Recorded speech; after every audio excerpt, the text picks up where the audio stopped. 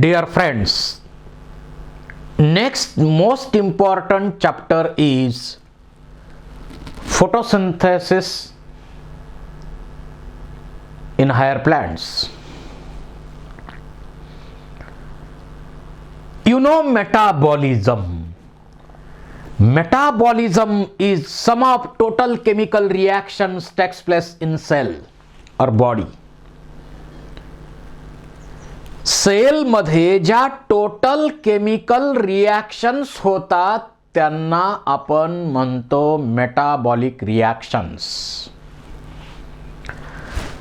आणि या reactions to टाईपच्या असतात.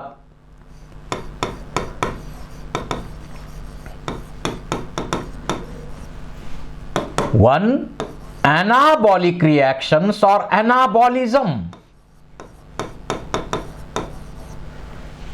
constructive reactions and catabolism or destructive reactions.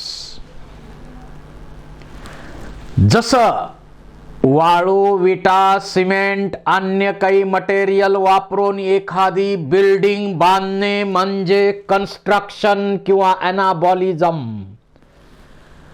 आणि रोडवरच बांधली तर नगरपालिका महानगरपालिकेचा बुलडोजर येणार आणि पुन्हा इमारत जमीनदोस्त करणार, त्याला म्हणायचं डिस्ट्रक्शन किंवा कॅटाबॉलिझम. रॉ मटेरियलचा यूज करून एखादा प्रोडक्ट बनवला जात असेल तर त्याला आपण म्हणतो कन्स्ट्रक्शन ॲनाबॉलिझम. फोटोसिंथेसिस हे ॲनाबॉलिझमचं एक्झाम्पल आहे, कारण त्यामध्ये CO2 वॉटर या रॉ मटेरियलचा उपयोग करून लाईट एनर्जीचं कन्व्हर्जन केमिकल एनर्जीमध्ये केलं जातं, फूड तयार केलं जातं. म्हणजे photosynthesis is good example of anabolism. आणि रिस्पिरेशनच्या प्रोसेसमध्ये कॉम्प्लेक्स ऑर्गॅनिक कंपाऊंडचं ब्रेकडाऊन सिंपल कंपाऊंडमध्ये केलं जातं. म्हणजे रिस्पिरेशन हे कॅटाबॉलिझमचं एक्झाम्पल आहे. And anabolism plus catabolism that is a construction or destruction collectively forms metabolism. तर दोन्ही चॅप्टर आपल्याला इथं स्टडी करायचे आहेत, कन्स्ट्रक्टिव्ह आणि डिस्ट्रक्टिव्ह रिॲक्शन्स. त्यापैकी फोटोसिंथेसिस हे ॲनाबॉलिझम किंवा कन्स्ट्रक्टिव्ह रिॲक्शनचं एक्झाम्पल आहे. ते आज आपण सुरू करतोय, हा चॅप्टर सुरू करतोय. ऑटोट्रॉप्स म्हणजे काय? जे ऑर्गॅनिझम स्वतःचं फूड आणि त्यांच्यावर अवलंबून असणाऱ्याचं फूड स्वतः बनवतात. जे स्वतःचं फूड स्वतः बनवतात त्यांना म्हणायचं ऑटोट्रॉप्स. तुम्ही म्हणाल आमच्या किचनमध्ये आम्हाला लागणारं फूड आम्हीच बनवतो, मग आम्ही ऑटोट्रॉप आहोत का? नाही. We are heterotrophs. मग जे ऑर्गॅनिझम स्वतःचं फूड स्वतः बनवतात त्यांना आपण म्हणतो ऑटोट्रॉप्स. आणि असे ऑटोट्रॉप टू टाईपचे असतात. Chemosynthetic, first chemosynthetic then photosynthetic autotrophs. There are two types of autotrophs like chemosynthetic autotrophs and photosynthetic autotrophs. जे ऑर्गॅनिझम केमिकलचं ब्रेकडाऊन करतात आणि केमिकलचं ब्रेकडाऊन, एखादं केमिकल आहे, या केमिकलचं ब्रेकडाऊन करत असताना त्या दरम्यान एनर्जी रिच इलेक्ट्रॉन रिलीज होतात. The energy of electrons is used by ADP plus inorganic phosphate to produce ATP. आणि याच ATP चा उपयोग करून CO2 चं रिडक्शन शुगर मध्ये केलं जातं. यामध्ये केमिकल कंपाऊंडचं ब्रेकडाऊन करून एनर्जी रिच इलेक्ट्रॉन इमिट होतात. त्या इलेक्ट्रॉनच्या एनर्जीचा वापर करून ATP बनवले जातात आणि ATP चा यूज करून CO2 चं रिडक्शन शुगर मध्ये केलं जातं.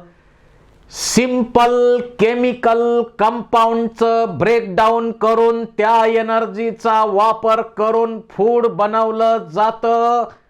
म्हणून यांना आपण म्हणतो किमोसिंथेटिक ऑटोट्रॉप्स. इथं लाईटचा उपयोग केलेला नाही. नायट्रीफाईंग बॅक्टेरिया आहेत. नायट्रीफाईंग बॅक्टेरिया जसं नायट्रो बॅक्टर आहे, नायट्रोसोमोनास आहे, बेगिओटा आहे, थायोबॅसिलस आहे, आयर्न बॅक्टेरिया आहेत जशा फेरोबॅसिलस आहे, लेप्टोथ्रिक्स आहेत. या बॅक्टेरिया त्याशिवाय हायड्रोजन बॅक्टेरिया असतील, कार्बन बॅक्टेरिया असतील, अशा प्रकारच्या बॅक्टेरिया सिंपल केमिकल कंपाऊंडचं ब्रेकडाऊन करून एनर्जी मिळवतात फूड बनवण्यासाठी. हे सर्व झाले किमोसिंथेटिक autotroph.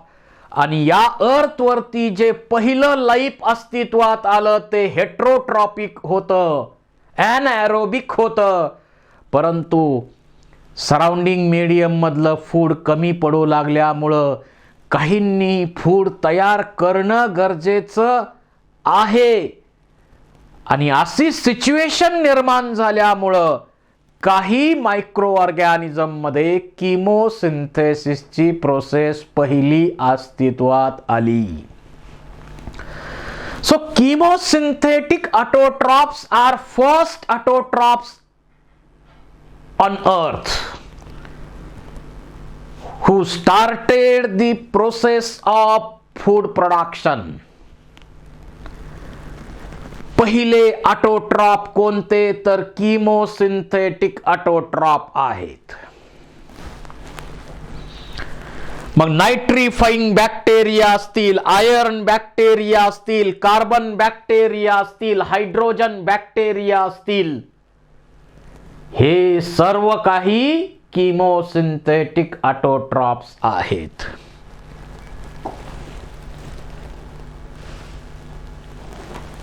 These organisms get energy for synthesis of food by oxidation of substances like ammonia. अमोनियाचं ऑक्सिडेशन करणं, NO2 चं ऑक्सिडेशन करणं, CO2 चं करणं, वॉटरचं करणं आणि फूड बनवणं. आपण आता सांगितलेलं आहे कसं फूड बनवतात ते. परंतु यांची एक ड्रॉबॅक आहे. त्या सिंपल केमिकल मध्ये किती एनर्जी असणार? फार कमी एनर्जी असणार ना. त्यामुळं पुन्हा लक्षात आलं की हे इफिशियंट नाहीत. आपल्याला फूड बनवणारे एकदम पॉवरफुल इफिशियंट ऑर्गॅनिझम निर्माण करायचे आहेत. आणि मग काही बॅक्टेरियामध्ये green sulphur bacteria, purple sulphur bacteria, अशा बॅक्टेरिया अस्तित्वात आल्या की ज्यांच्यामध्ये स्पेशल असे केमिकल कंपाऊंड तयार केले. त्यांना आपण म्हणतो बॅक्टेरियोक्लोरोफिल्स, बॅक्टेरियोवेरिडिन्स वगैरे. हे जे फोटोसिंथेटिक पिगमेंट अस्तित्वात आले. These pigments have ability of ability to trap solar energy and convert it into chemical energy. सूर्याकडं अनलिमिटेड एनर्जी आहे, न संपणारा स्टॉक आहे एनर्जीचा. तर सूर्याची एनर्जी ट्रॅप करून फूड बनवण्याची प्रोसेस ज्यांच्यामध्ये सुरू झाली ती प्रोसेस म्हणजे फोटोसिंथेसिस, आणि ती सुरू झाली green sulphur bacteria, purple sulphur बॅक्टेरियामध्ये. आता नॉन पर्पल सल्फर बॅक्टेरिया सुद्धा आहेत. जसं ग्रीन सल्फर बॅक्टेरियाचं एक्झाम्पल आहे Chlorobium.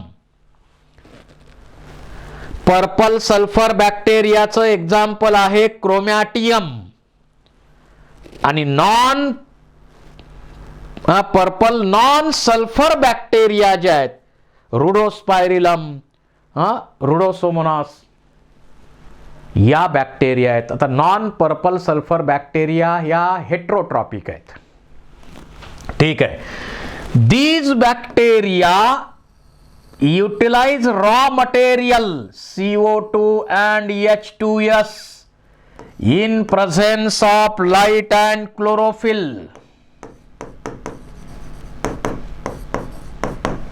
It give rise to C6H12O6 food तयार केलं. CO2 आणि H2S सारख्या रॉ मटेरियलचा उपयोग करून लाईट एनर्जी ट्रॅप करून फूड बनवण्याची प्रोसेस इथं सुरू झाली. फोटोसिंथेसिसची प्रोसेस इथं सुरू झाली. आणि त्यावेळी त्या प्रोसेसमध्ये H2O आणि 12S रिलीज झाले. आता या प्रोसेसमध्ये फोटोसिंथेसिस तर सुरू झाली, फोटोसिंथेसिस प्रोसेस सुरू झाली, परंतु या प्रोसेसमध्ये फ्री मॉलिक्युलर ऑक्सिजन रिलीज झाला नाही. So this type of primitive photosynthesis is non oxygenic photosynthesis. फोटोसिंथेसिसची सुरुवात झाली, चांगलं झालं, परंतु त्या प्रोसेसमध्ये फ्री मॉलिक्युलर O2 रिलीज होत नाही, म्हणजे ही प्रोसेस नॉन ऑक्सिजेनिक सुरू झाली. पुन्हा बदल झाला आणि सियानोबॅक्टेरिया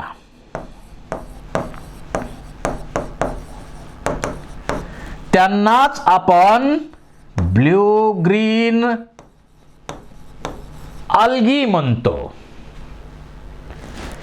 यांच्यामध्ये क्लोरोफिल पिगमेंट्स तयार झाले, क्लोरोफिल ए तयार झाला, ट्रू क्लोरोफिल ए.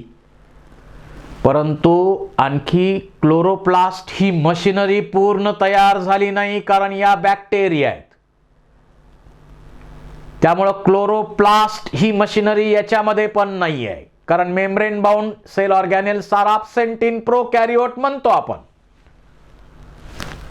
परंतु या सियानोबॅक्टेरिया किंवा ब्ल्यू ग्रीन अल्गींनी स्वतःमध्ये बदल केला आणि त्यांनी 6CO2 plus 12H2O raw material बदललं.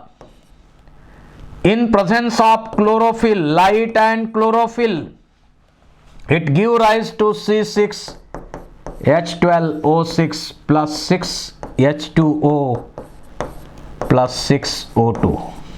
फ्री मॉलिक्युलर ऑक्सिजन या प्रोसेस मध्ये रिलीज झाला.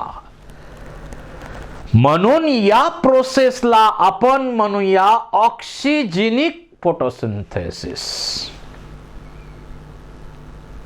या प्रोसेसला आपण म्हणूया ऑक्सिजेनिक फोटोसिंथेसिस. पहिली ऑक्सिजेनिक फोटोसिंथेसिस प्रोसेस कोणामध्ये स्टार्ट झाली? सियानोबॅक्टेरिया ब्ल्यू ग्रीन अल्गी मध्ये ही प्रोसेस सुरू झाली. क्लोरोप्लास्ट बॉडी नाही आहे, परंतु ऑक्सिजनिक प्रोसेस असणाऱ्या या सियानोबॅक्टेरिया क्वेश्चन यावरती बनवला जाईल. त्याच्यानंतर मग प्रोटिस्टा, प्लांट लाईक प्रोटिस्टा अस्तित्वात आले. प्लांट लाईक प्रोटिस्टा अस्तित्वात आले.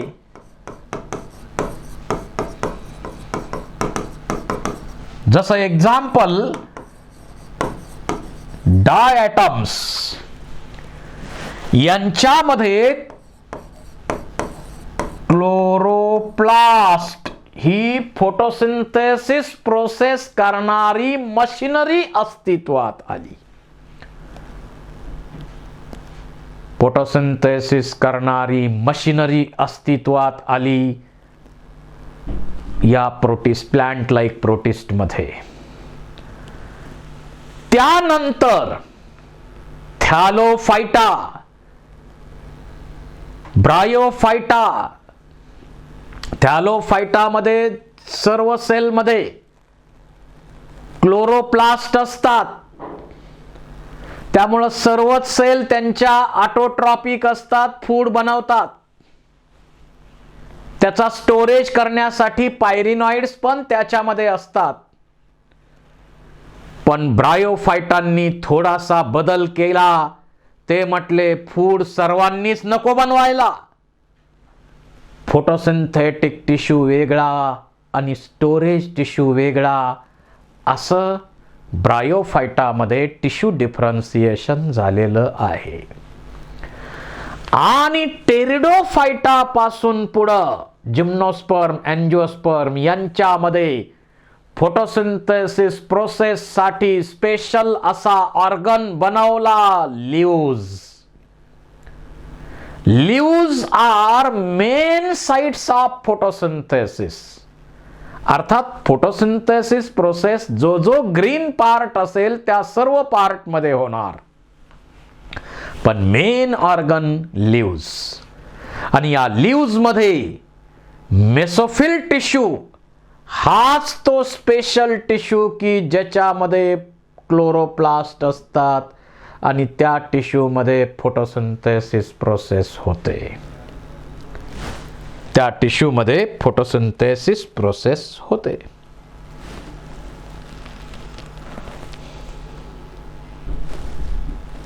ऑक्सिजनिक फोटोसिंथेसिस सियानोबॅक्टेरिया मध्ये सुरू झाली.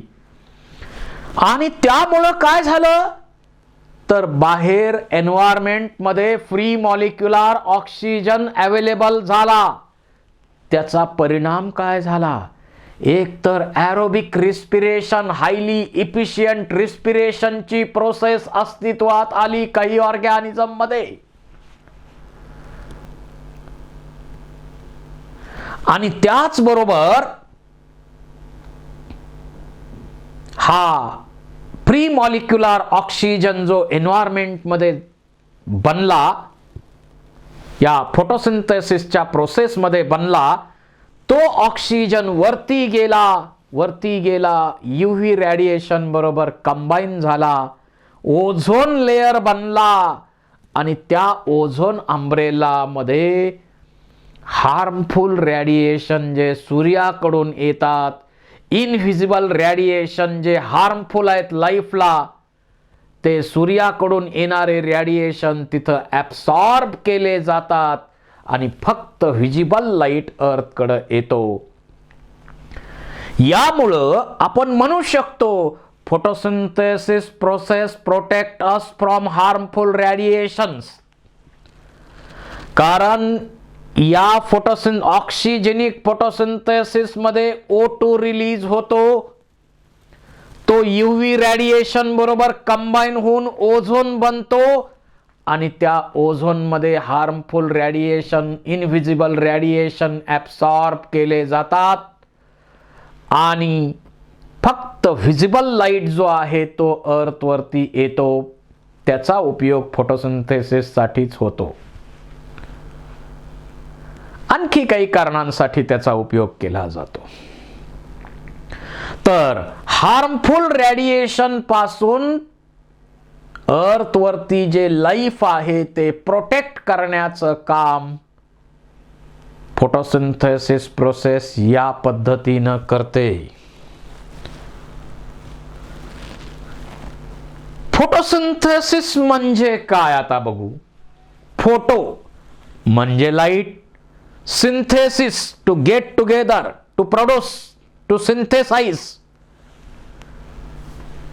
It is a process in which light energy or energy rich compounds like carbohydrates are synthesized from inorganic compounds like CO2, water in presence of light and chlorophyll. Carbohydrate बनवले CO2 आणि water या raw material पासून light आणि क्लोरोफिलच्या presence मध्ये. So synthesis of food in presence of light and chlorophyll from inorganic compounds like CO2 and water is called as photosynthesis, during which O2 is released. या process मध्ये O2 release होतो. आता जी total photosynthesis process या अर्थ वरती होते त्यापैकी 90% photosynthesis is carried out in marine water और ओशियन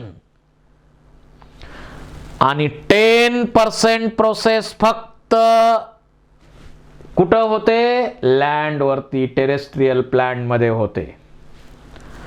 असं का? अहो सोपे आहे.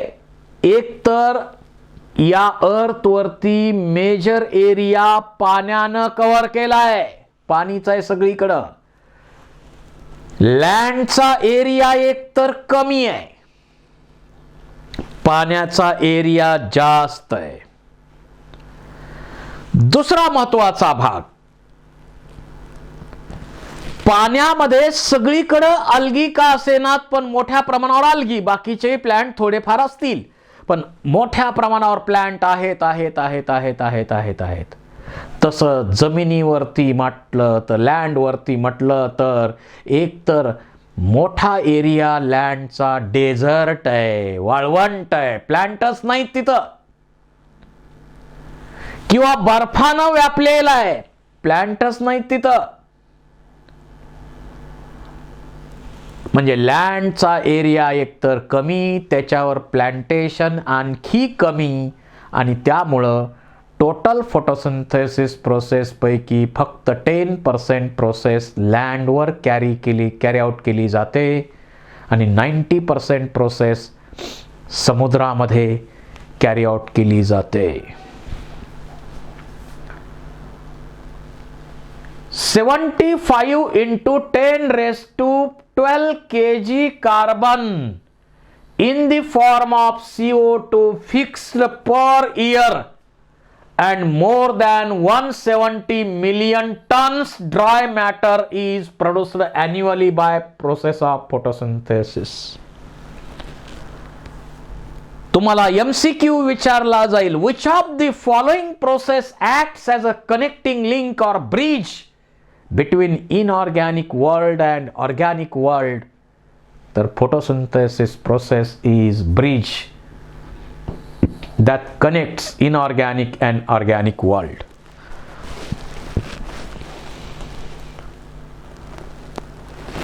आता फोटोसिंथेसिस बद्दल डेफिनेशन ची चर्चा ऑलरेडी केलेली आहे. फोटो म्हणजे लाईट, सिंथेसिस म्हणजे टू गेट टुगेदर, बनवणे, तयार करणे. Synthesis of organic compound like carbohydrate from inorganic compounds like CO2 and water in presence of light and chlorophyll is called as photosynthesis. ही कशी प्रोसेस आहे? Anabolic. Anabolic आहे. Constructive process आहे, कारण raw material पासून product बनवला जातो म्हणून anabolic आहे. एंडरगोनिक प्रोसेस आहे. कार्बन डायऑक्साइड या प्रोसेस मध्ये फिक्स केला जातो. लाईट एनर्जीच्या प्रेझेन्स मध्ये वॉटरच्या मदतीनं फूड बनवलं जातं. ही प्रोसेस कशी आहे? ॲनाबॉलिक आहे, एंडरगोनिक आहे, एंडोथर्मिक आहे, एनर्जी ट्रॅपिंग प्रोसेस आहे. अशा प्रकारे फोटोसिंथेसिस प्रोसेस आहे.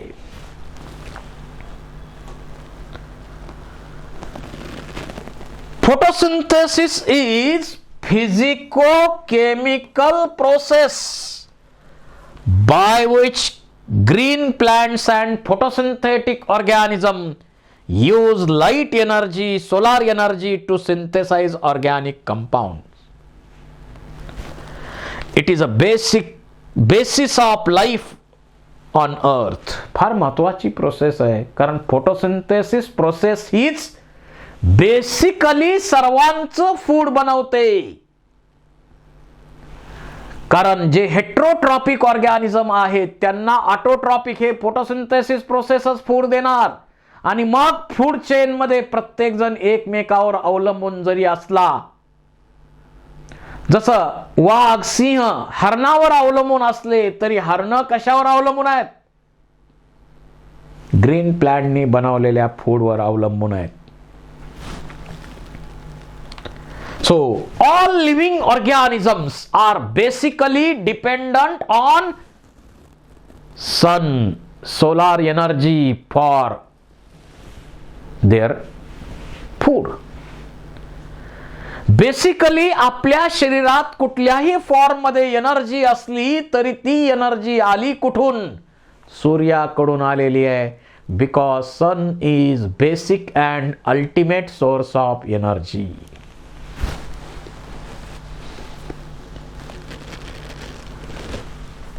Importance of photosynthesis. It is a primary process, primary source of all food on earth. सर्वांचं फूड बेसिकली यांच्यापासूनच बनलेलं आहे. आणि या प्रोसेस मध्ये फ्री मॉलिक्युलर O2 रिलीज होतो. त्यामुळे एरोबिक रिस्पिरेशन करणाऱ्या ऑर्गॅनिझमला ऑक्सिजन लागतो, तो हे प्रोव्हाइड करतात. त्याचबरोबर हा free molecular O2 UV radiation बरोबर कंबाईन होऊन ओझोन बनवेल.